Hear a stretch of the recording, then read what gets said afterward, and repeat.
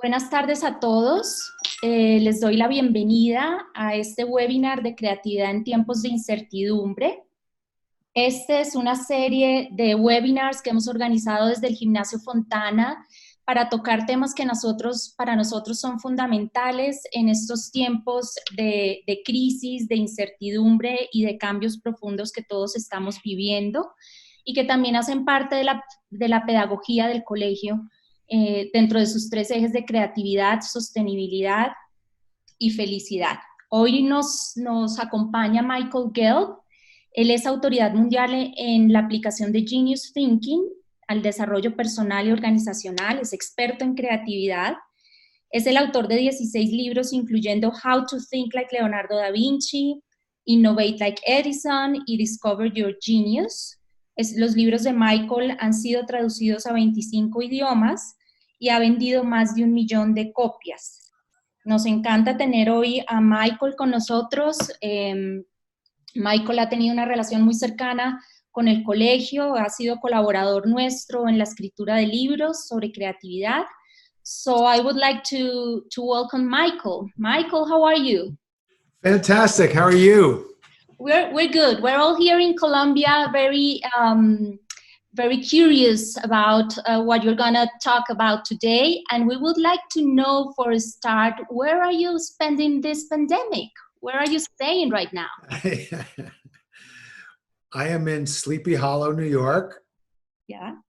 Which is about 26 miles north of New York City, just near the Mario Cuomo Bridge. It's just a mile that way by the Hudson River. And we're also right near the Rockefeller State Preserve. So we have a beautiful park. So we get to go outside and making the most of this very unusual time. Yeah, very unusual, as you say. And living in this time and being an expert in creativity and in personal development, I would like to make you a very personal question for a start, so people get to know you a little bit better. How are you reacting to this new reality that we've been facing for the last 2 months, maybe? Yes, it's a good question. Whenever there are big difficulties in the world, I mean, everybody always has personal difficulties, but sometimes we have these larger societal issues that affect all of us. For example, there was the big economic crash of 2008 and 2009.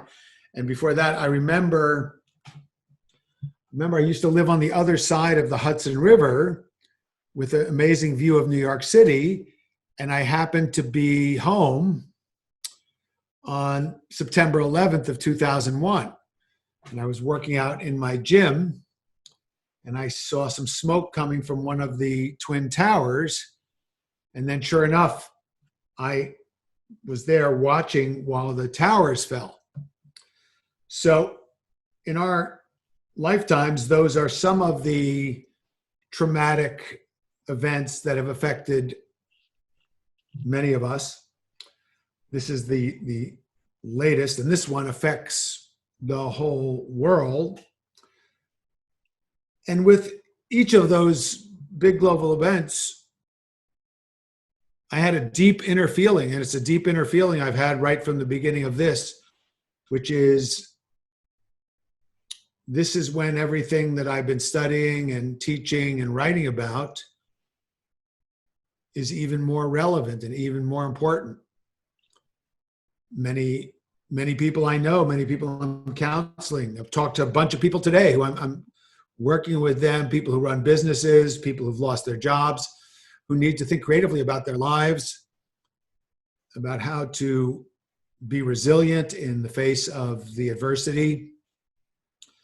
So that's, it's people tend to think of creativity as the arts and expressing yourself and the realization of your full potential. And that's a big part of it, but it's also really important if you have to rethink how you're going to conduct your business, how you're going to find a path forward if you have been personally affected by these events. I mean, I've been affected.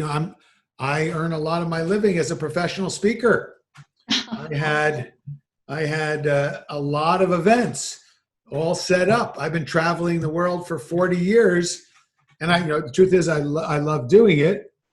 Well, absolutely everything, as you might imagine, is canceled. I'm not going anywhere. Having said that, I've done some amazing sessions with clients around the world by Zoom and other online modalities. I'm doing a lot more one-on-one executive leadership coaching. Many of us have had to reinvent ourselves in a fast pace, right? Yes, and that will continue. And now that you mentioned, you just made a step forward to my second question, which was, why is creativity so important nowadays? And when you answer this question, I would like you to think about how is it important in houses, in homes where families are being faced with new realities, in companies, businesses. Why do you think this is nowadays creativity is so important, specifically in this time of change and uncertainty? Sure. Well, first of all, it's just a necessity. So the old saying is that necessity is the mother of invention. So if necessity is the mother of invention, how do you invent? Well, the way you invent is you think creatively.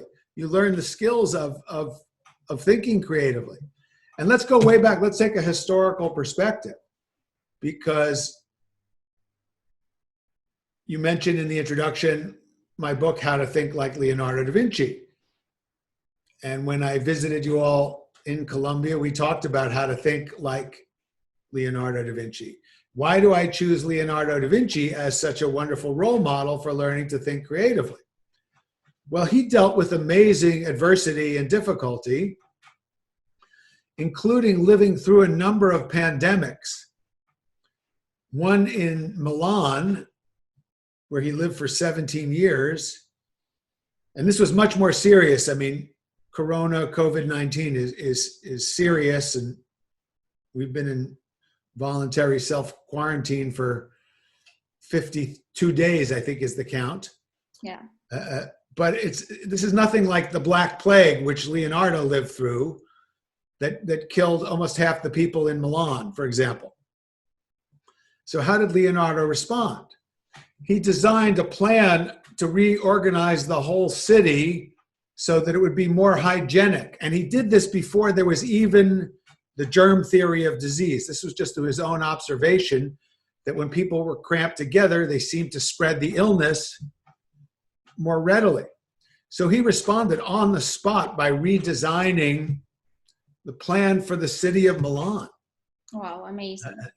And many people don't realize it, but the Renaissance, one of the, maybe the greatest flowering of creative genius in human history, the main driver of the Renaissance, the main catalyst for the Renaissance was people's reaction to the plague, because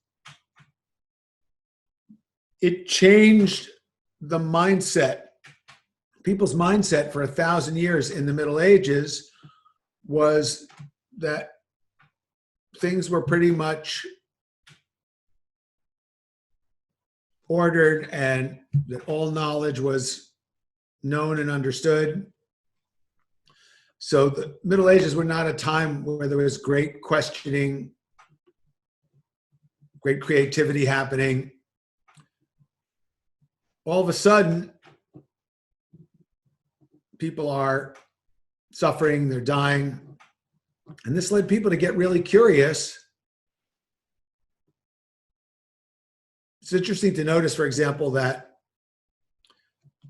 the great explorers all happened right at the time of the Renaissance.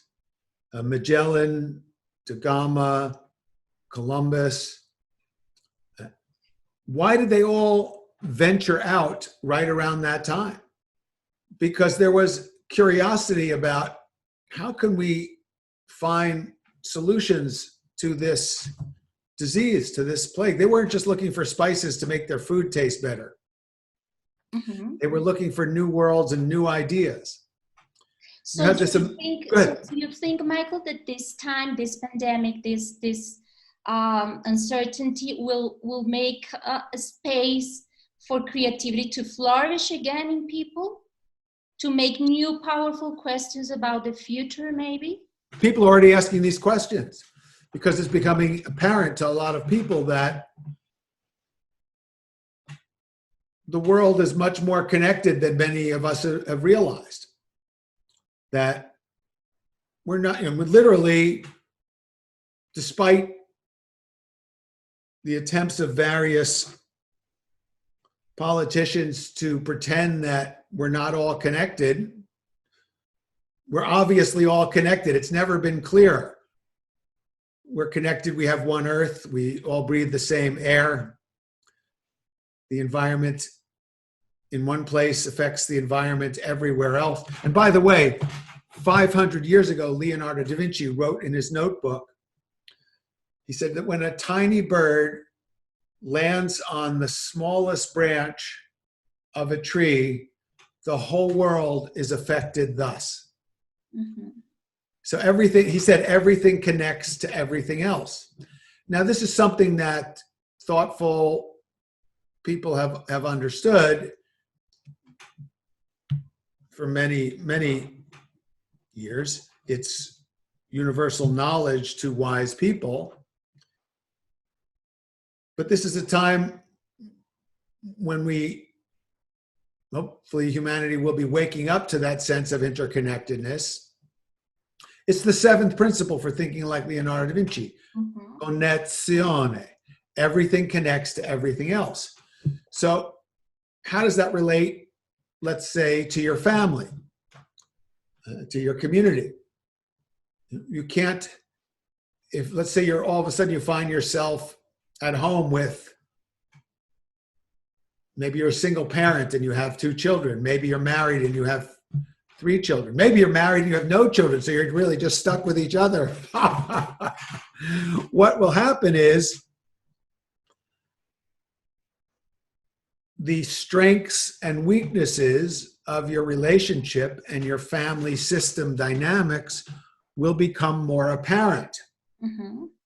Now, if you're completely unconscious of them, then you'll just be affected by them for better or for worse, probably for worse. But if you become curious about them, that's the first principle for thinking like Leonardo, curiosità, or I believe it's curiosidad in Espanol. Curiosidad, yes. Right? Then you think, wow, how can I take this as a learning experience? How can I learn about myself and how I respond to my partner, to my spouse, to my brothers and sisters, to my children, to my parents? Maybe you're living with your parents. Mm-hmm. How can I be more compassionate? How can I be more empathic? How can I make the most of this challenging situation? How can I be more responsible?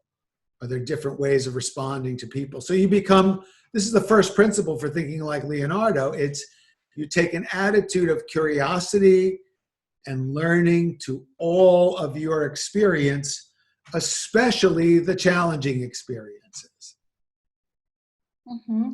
And how can you make the most out of it? Like to be curious and to make it a learning out of these challenges in the midst of many stressful situations. How can you leave stress ahead to welcome creativity?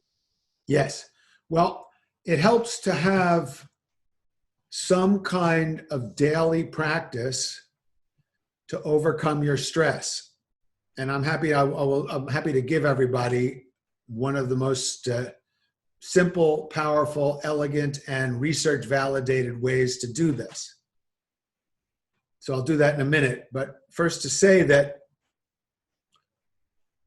if you're being driven by stress, if you're in a stress response modality most of the time, fight or flight, if the hormones that are coursing through your system are mostly cortisol and adrenaline and norepinephrine, then you probably won't be able to be very creative, because you will be defaulting to your reptilian brain, to the lowest part of your brain that focuses just on survival. And what we need to do in these times is to access the neocortex, the more human element of our brain. But to do that, we have to be able to have some way of dealing with stress. We need a way to, I call it, get out of the can. Cortisol, adrenaline, norepinephrine, CAN, can.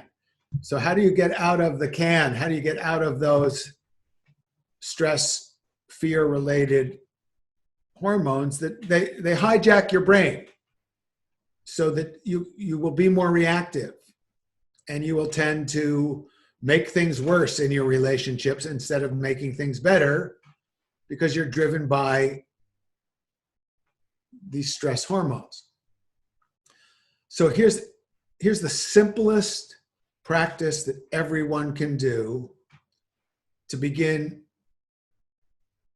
getting out of the can, to free yourself from that stress pattern. And what you do is first have some kind of little notebook available. I have all kinds of them. I have them all over the place. I have lots of different notebooks. I have some for ideas, for just generating new ideas. But have one notebook dedicated to the following exercise. This is your gratitude journal. And what you're going to do in your notebook, and if you don't have a notebook, just write it on a piece of scrap paper or type it into your computer. But it's better to write it by hand and to keep it all in one notebook, because then you can read through it and get the benefit. And what you do is pick a time. It's ideal to do this very first thing in the morning, or do it last thing at night before you go to sleep. And if you like, you can do it both of those times, but do it at least once a day.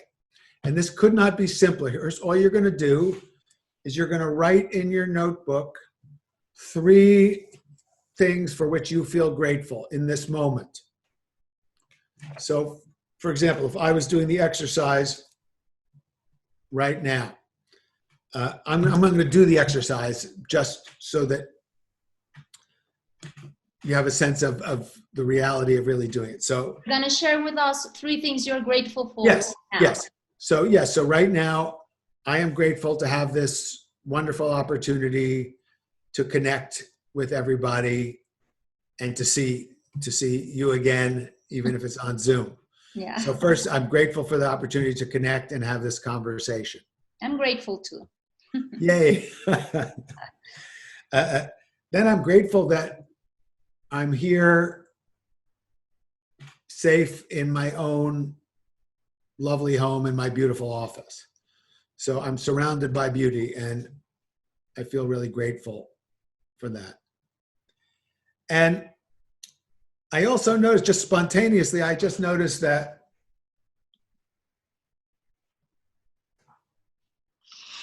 it's so simple, but I'm alive. I'm healthy. I just took the moment to just be grateful for the breath that I just took. Mm-hmm. So write those 3 things in my gratitude journal. And then I pause for a moment and I just read them to myself. And then I pause for, really all you need to do is about 20 seconds. That's what they found when they did the study on this in Stanford about the huge benefits people got. You take 20 seconds and just pause and just feel gratitude. Just feel the feeling of gratitude. So if you need to keep your mind busy, you can think of one or all of those 3 things. But usually what happens is after you write them, you think of them, you write them, you read them, you'll notice the feeling of gratitude. So just be present with the feeling of gratitude for about 20 seconds after you write everything down. And that's it. Okay. But here's the deal. The next day, you're going to do the exercise again in the morning or in the evening. Write down 3 different things. And each day, write down 3 different things and feel the feeling of gratitude. Now, what this does, why do you write? We tend to forget what we have, right? Correct. We tend to forget how life provides us with great things around us, and how life is it's a struggle between balance, having and not having. That sometimes Yes. we have much more than we miss, and we don't realize that, right? That is correct. And there is a default, it's called the DMN, the default mode network.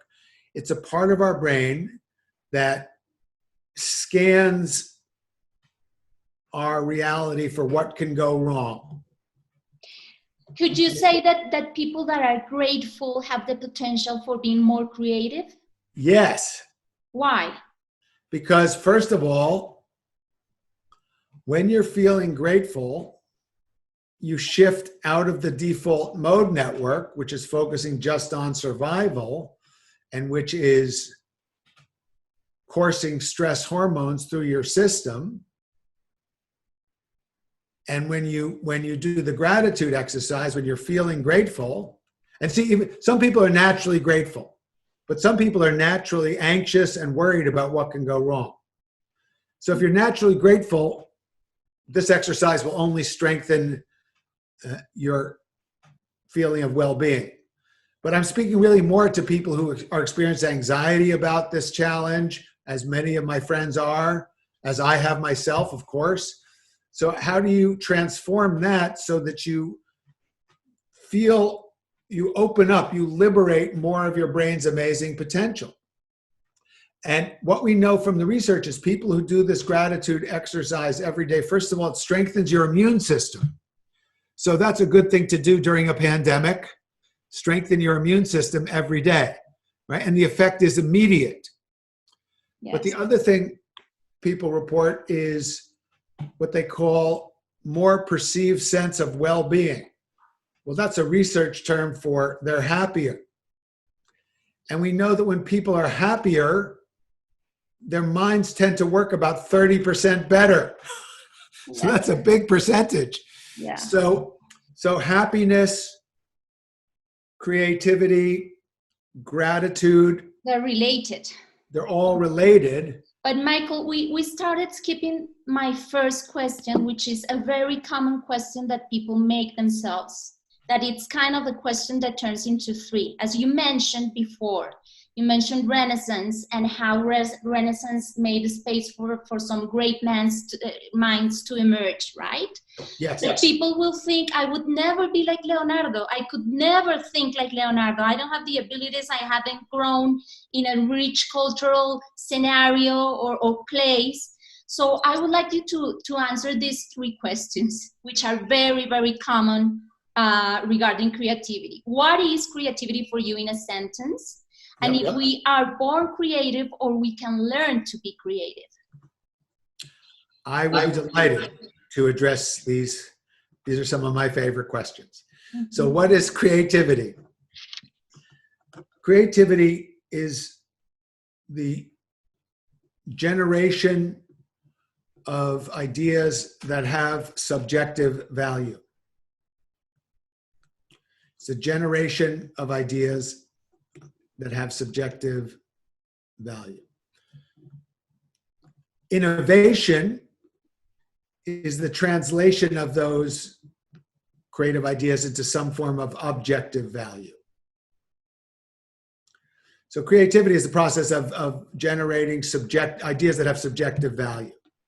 So it could be an idea, an entrepreneurial idea, and we think it's, wow, that's a good idea. That's subjective value. It could be a poem. We say, wow, we like that poem.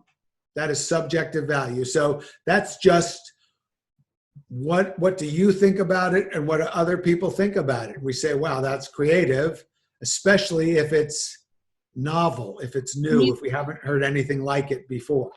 Yeah. But it's still just subjective, because you might have what you think is a wonderful idea. But this is why I talk a lot about the relationship between creativity and innovation, because how do you translate your idea into something that will have more objective value? A new entrepreneurial idea that actually works. For example, a new course curriculum that actually benefits the students. So it's relatively easy to learn how to generate creative ideas. But let's go to the second part of the question. The second part of are we born to be creative? That's where our hope lies all the time. Yes. And generally speaking, yes. Children are usually pretty creative. What tends to happen is they get sent to most schools, not like yours, and their natural creativity, which is driven by their natural curiosity. So that's why curiosity is the first principle for thinking like Leonardo, because curiosity, the unrelenting curiosity of a child is what drives their creativity and their imagination and their energy. But most children, when they go to school, become less creative. They become less curious and less imaginative, and it gets worse the higher you go in school. So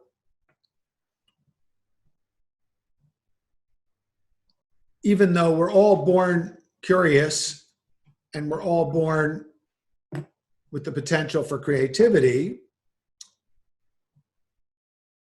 some people are clearly more creative than other people in particular areas of expression.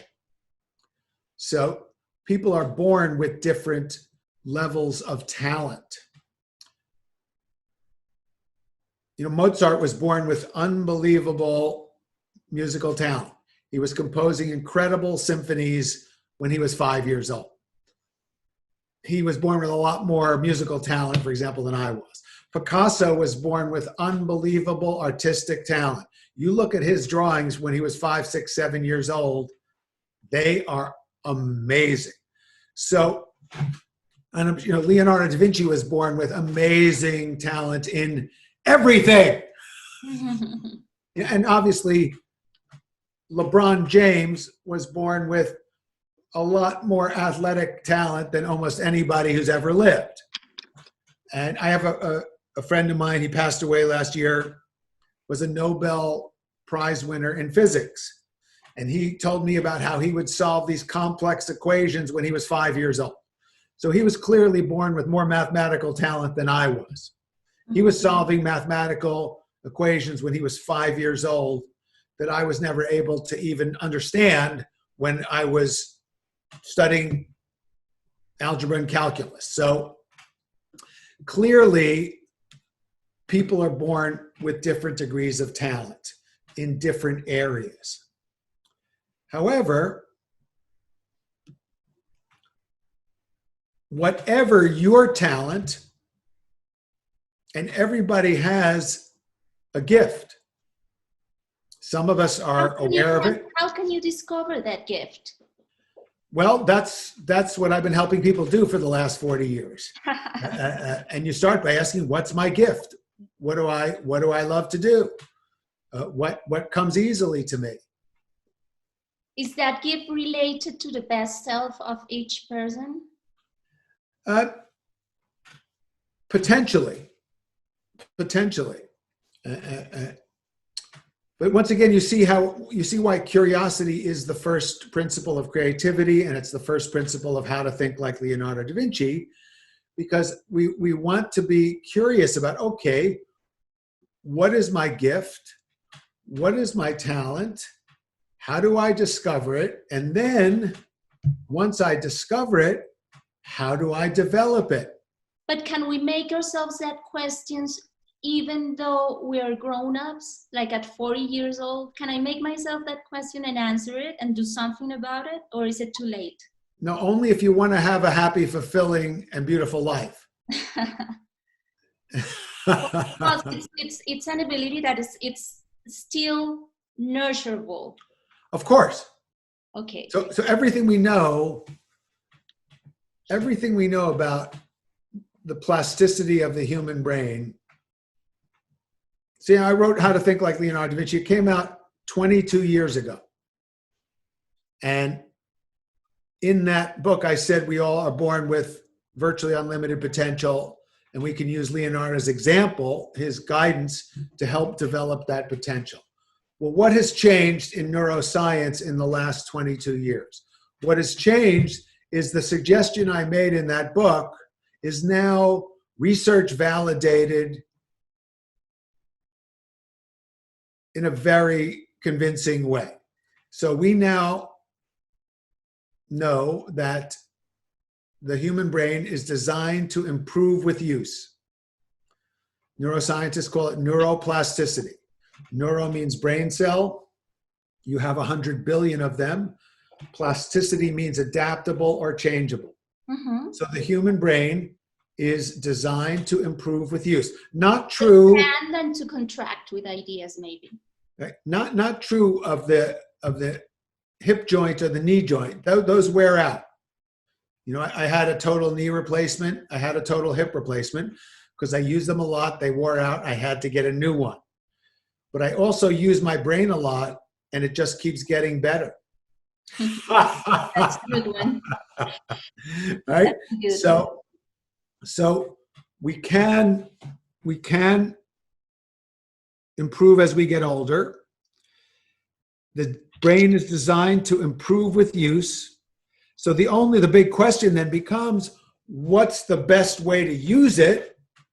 And the best way to use it, I would say, is to learn to think like Leonardo da Vinci. Learn the 7 principles for thinking like Leonardo da Vinci. Apply the exercises that are in the book, and that's the beginning of the curriculum. All the other books I've written are designed to help my students develop their brain power, improve their creativity as we all get older, which we all are doing. We're getting older during this program. Hopefully we'll get enough out of it that will come out of it ahead of the hour that we've invested in it. Mm-hmm. Michael, now that we've been talking about creativity, can we go back to looking at our reality and how this pandemic is affecting us? And in looking into that reality from the perspective of creativity and innovation, which do you think is the greatest challenge that schools and companies are facing right now in terms of creativity and innovation? Well, it's really everything we've been talking about, that people respond with stress, they respond with fear, rather than looking for the opportunity and getting more curious. Mm-hmm. Now, having said that, my clients are doing great. I was just on a Zoom call with the CEO of one of the clients that I work with. They're based in New Jersey, but they have offices all over the US. And we were supposed to go. What we usually do is the CEO, the COO, and the head of the culture group to promote a culture of creativity and innovation for the company. We usually go and we visit each of their locations. So we were supposed to be in California, March 26th, and we were supposed to be in Boston yesterday. And then we were going to go down to DC, and we were going to go to Philadelphia and 1 or 2 of their other locations. Well, obviously, we had to cancel the California trip, but we're continuing to do the culture visits. We're just doing them by Zoom. We've changed the program. We're thinking creatively about how to make them as engaging as they can be. I was just talking to the CEO about, they've had to furlough 40% of their workforce. Wow. I mean, they're going to bring them back as soon as they can, but that's a lot of people. And that's even more stressful if you're not working at the moment. So we're designing programs kind of like this for the people who are furloughed. So we can, because that's when people need more encouragement. They need more inspiration. So one thing that everybody can do is provide more inspiration for everybody in your life. Mm-hmm. When people talk, we love using this thing, be the change you wish to see in the world. Well, now's the time to do that. Yeah. And remember, here's the thing to remember. We all know that part of why this pandemic is so scary and why it's much worse than a regular flu. Well, the regular flu is contagious, but apparently this is 8 to 10 times more contagious. So that's a little bit scary, because that's why we need to do what we're doing and staying home. And even when we go for a walk in our park, we put on very stylish masks. I like wearing a stylish one because I don't want to scare people. If I wear this nice silk scarf. That's going to be the new fashion trend. It's a whole new fashion thing. And that's, entrepreneurs already jumped on that already, and they're making fashionable, stylish pandemic masks, because this won't be the last pandemic that we have either. And we're going to be wearing them for a long time. Right? But that's, somebody who is immediately creative and adaptive. People have already launched businesses to sell stylish masks, which, are good because they're uplifting. It's not evil creativity to try to figure out how to exploit people. It's how do you help people? How do you meet human needs in a way that might be entrepreneurial? And I think that you mentioned a word that is very related to creativity, that is adaptive. Yes. People would need to be more flexible and adaptive to new situations, new ways of working, new processes of decision making. Yes, but that's where your attitude of, and by the way, I want to be clear, it's okay to feel fear. This is a scary time. There would be something wrong with you. I'm not suggesting to people that they just go into cheerleader mode and pretend that everything's wonderful. No, it's serious, it's frightening, and it's important to honor the full range of our emotions. The danger is that we get stuck in fear, and then we get into anxiety, and we're constantly picturing what can go wrong, and that's poisoning our own immune system, and we create a vicious cycle, and then we're also depressing and worrying and making people around us more anxious. So the big point I want to make is COVID-19 is contagious, but you know what's even more contagious? Your emotions. Emotions are contagious, for better or for worse. So be careful what you catch and spread. And be sure to spread, whenever you can, inspiration, optimism, creativity, humor. I have to say, I've been on, my friends and I send each other just funny stuff every single day. And now that you mentioned that those emotions and the impact they have in our lives right now, that it's more visible, of course, because emotions are out there. Yes. I would like to know about, how do you see the near post-pandemic future? Because something that is going to change us for better or for worse is the stress that we've been through and all the emotions that we are still learning to cope with, which are very vivid, very intense, and sometimes we don't know how to overcome some positive or negative emotions. And in terms of emotions and challenges, how do you see the near future, the post-pandemic future? Yes. Well, you just suggested something.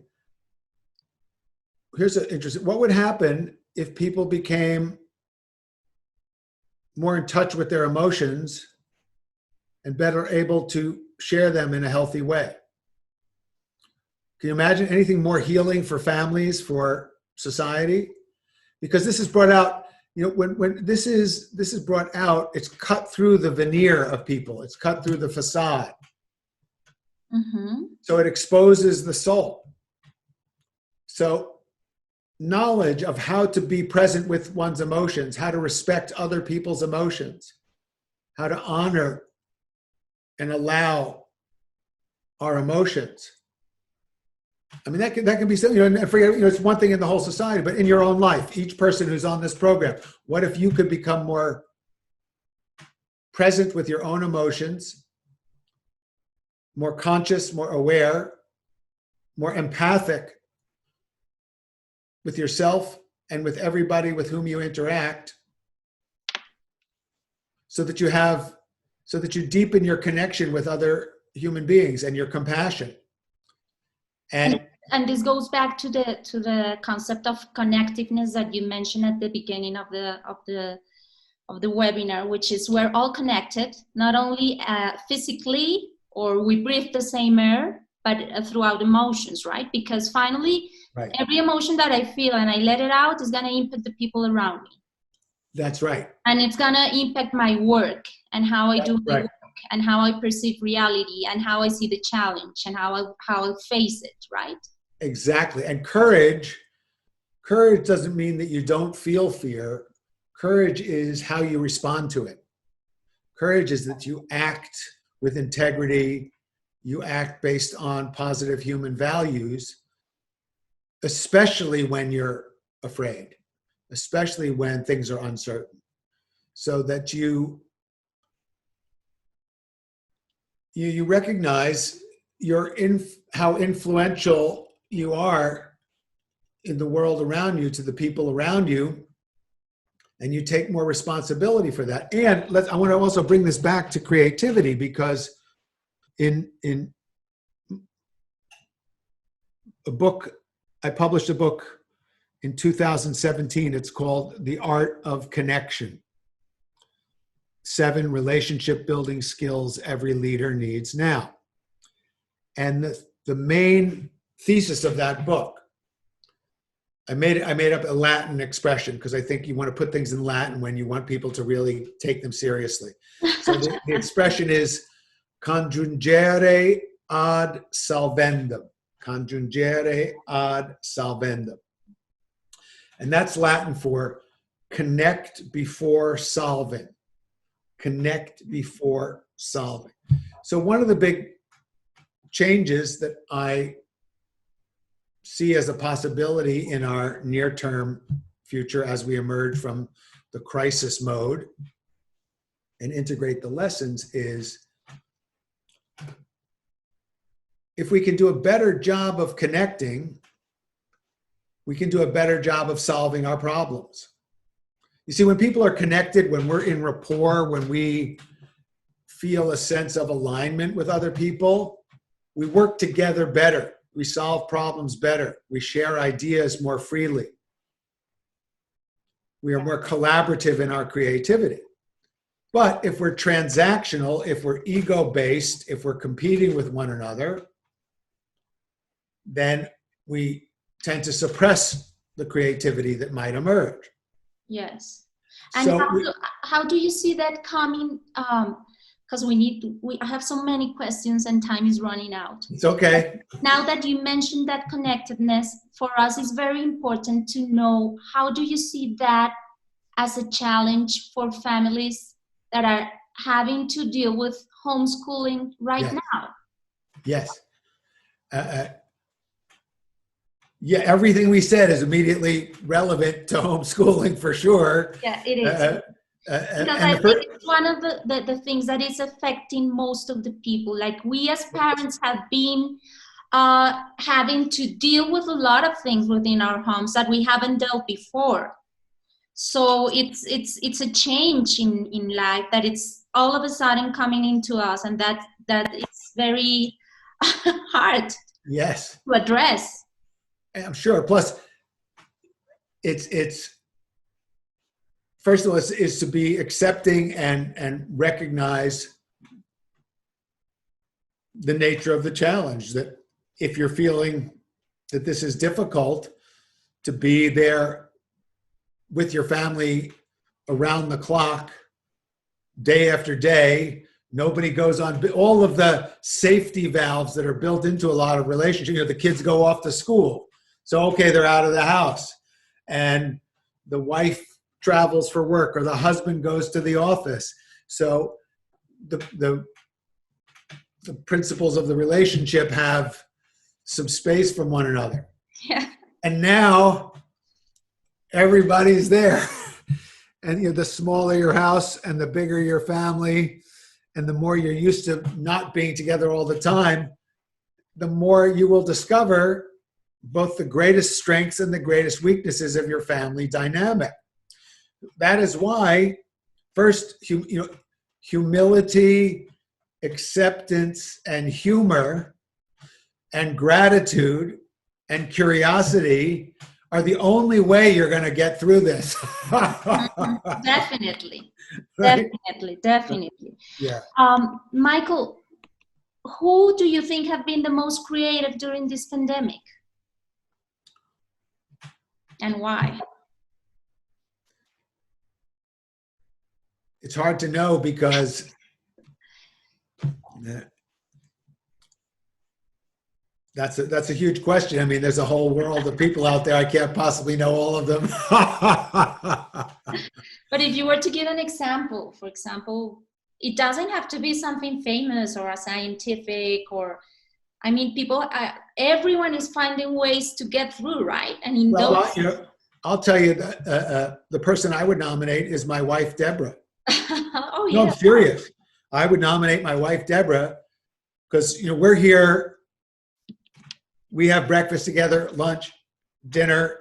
We wake up together. We go to sleep together. My office is here. She's working right next door to me. We have a person who normally cleans our house.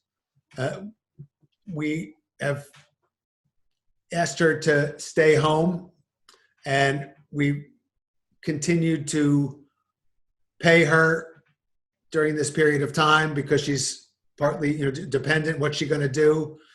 But we decided we'll pay her, but we're going to clean the house ourselves. that is very hard.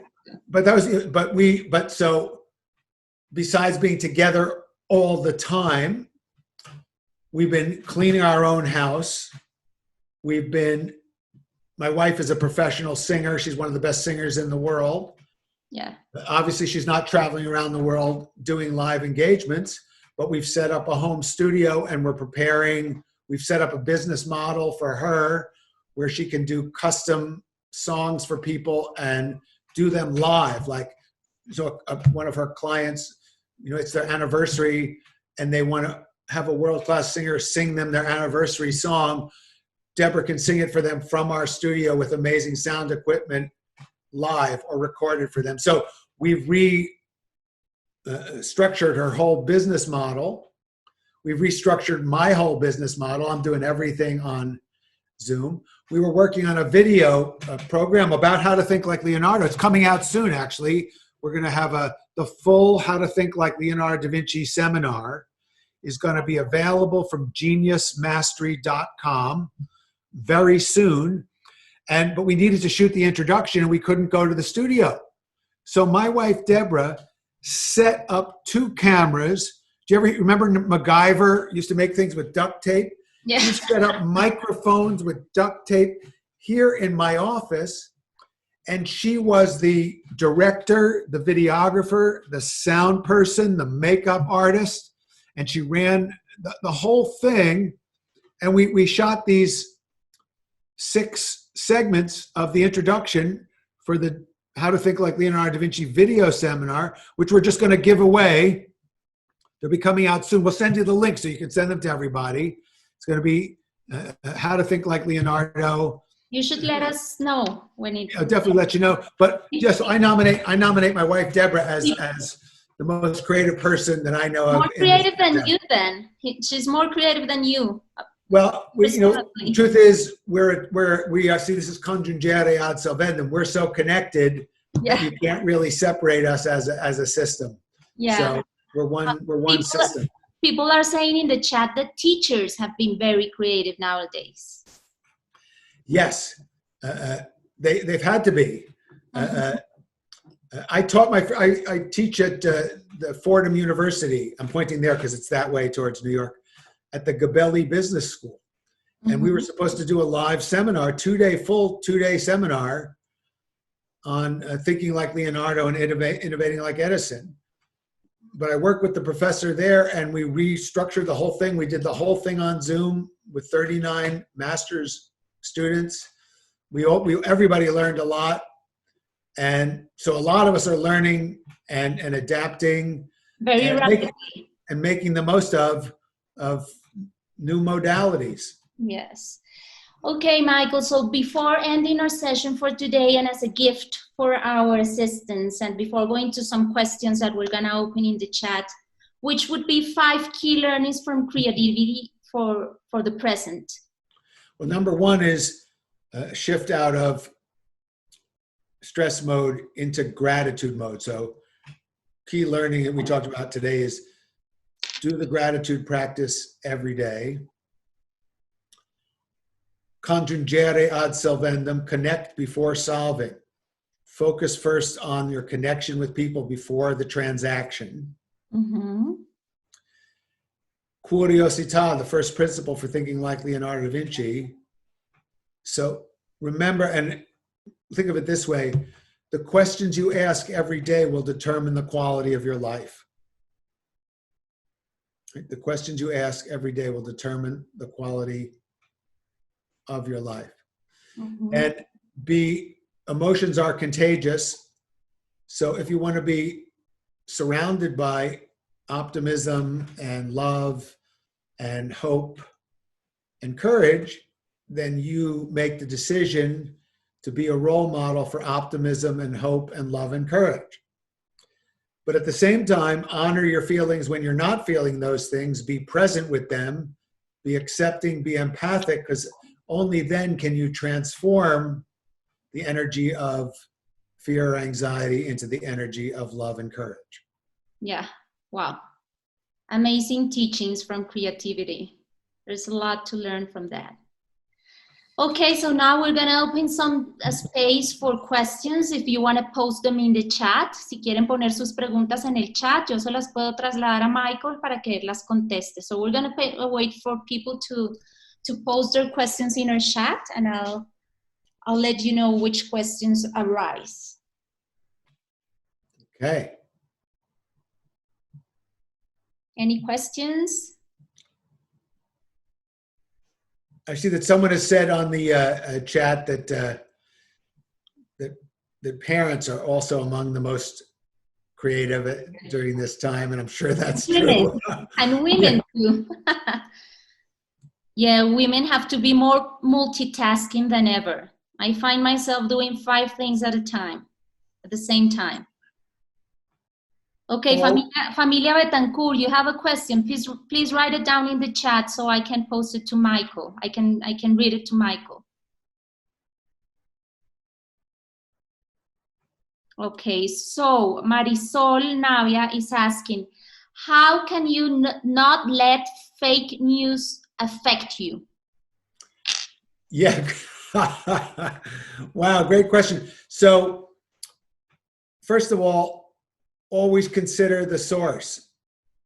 Look for corroboration and stop checking Facebook.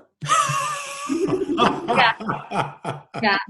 Take a break from social media once in a while, right? Take a huge break from social media.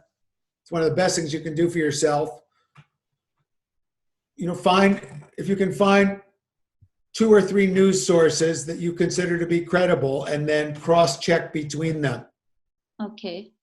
So, you know, I cross-check between the BBC because it's outside of the USA, so they don't have the usual prejudices of all the sources within the USA. Okay. So I check the BBC against our national public radio, for example. Always check different sources, right? Right, yeah. and then I have a couple of other private, reliable news sources that I rely on. So and then I can cross-check to corroborate. But this is the second principle for thinking like Leonardo, dimostrazione, which means to think for yourself, to look for corroboration, to not be gullible, but to not be cynical, be skeptical. Look for proof, look for validation, and look for corroboration. And be curious. Don't believe the first thing that you see, right? The first thing that you read. So Yes. We have a next question from Martin Corredor. He says, how can we transmit and teach our children the 5 key learnings from creativity that you have listed? Well, the main way to teach your children, and this is whether you're a parent or an actual teacher, and now you may be the parent and the teacher, but if your regular job is you're teaching in a school, or if you are now homeschooling, so whether you're a parent or a teacher, the single most important thing is for you to embody everything that we're discussing. It's not what you do or what you say, it's who you are. So embody, if you demonstrate your own genuine curiosity, you teach your children more by, they see, wow, here's this adult who really wants to learn, who's really open and curious and engaged. That's what they really pay attention to, and that's what they learn. They learn by example, by observing, right? Yes. The next question from Lisa Fernanda Aldana.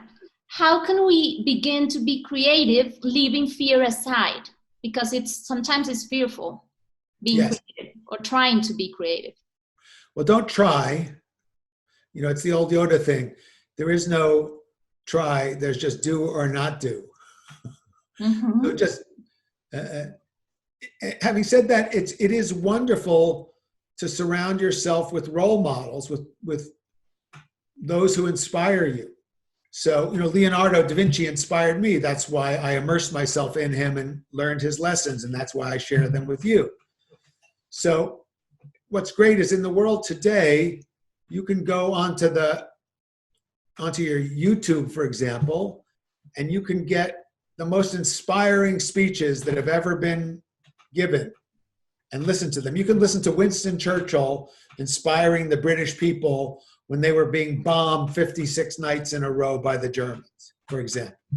And I sent that, one of my CEO clients, I sent him Winston Churchill's speeches because he was trying to figure out how to lead in a crisis, how to give the right tone. I said, listen to this, right? So whatever inspires you, fill your brain, fill your heart, fill your soul with the most inspiring imagery. Mm-hmm. Now we have a question from Luz Alvarez. How can you deal with discipline and anxiety with kids? Their discipline and their anxiety. Well, once again, that's your presence. If you're reactive, if you let them control you, if you're in stress mode, kids are amazing. They know how to get you where you're going to lose it and then push. They're experts in that. They're experts at that. So you have to keep centered. And that doesn't mean you don't lose your center, but you need to be able to come back to your center. Mm-hmm. We have a question from Catalina Zuleta. Maybe you remember her. I sure do, yeah. What if we have to decide 3 things children should learn at school? 3 things they should learn. Number 1, they should learn how to learn how to be creative, and learn how to play, for starters. Mm-hmm. We have a question related to technology, interesting, from Alejandro Garcia. He says, Michael, in your opinion, does technology kill creativity? All depends how it's used. I mean, technology is the product of creativity. If we look at the evolution of human societies, there's a correspondence with the evolution of technology. Right now, we have this technology that allows us to get all of human knowledge instantly for free. So that can empower creativity more than anything that's ever happened. But that same technology is also used to sell us addictive, stupid stuff we don't need. So this is where we have to access our inner power of choice to choose truth, beauty, and goodness instead of spam and rubbish. Truth, beauty, and goodness. Mm-hmm. Okay, our last question for today, we hope, because we have to close. This is a question from Familia Betancourt family. What would you recommend in dealing with relations with coworkers who do not want to think differently or want to change? Yeah.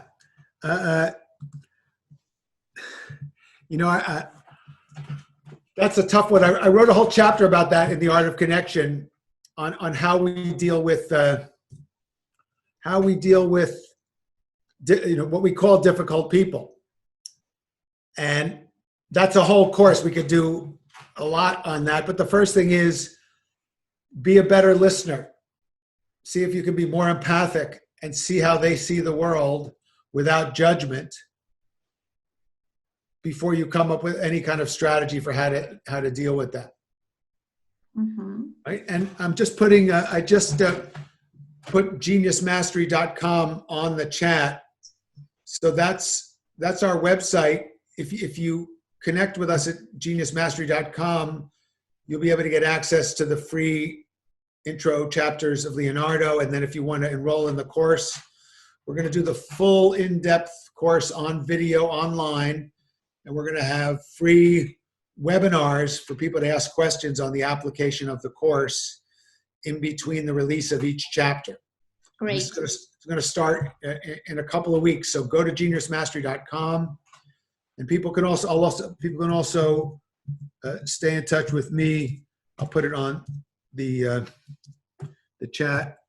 michaelgelb.com.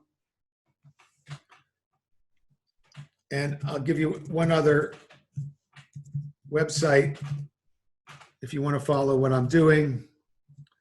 It's healingleader.com. But Genius Mastery is the one for our Da Vinci video learning adventure.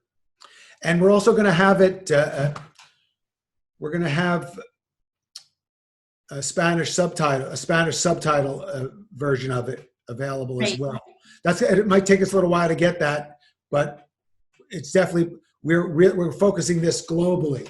So, and we could work together on a special edition for the community in Colombia in particular.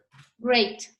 Okay, Michael, thank you. Thank you very much from all the people in Gimnasio Fontana for sharing this space, sharing your knowledge, sharing your thoughts. It's been great to see you and to see that you're very good, that you're dealing greatly with this challenging time.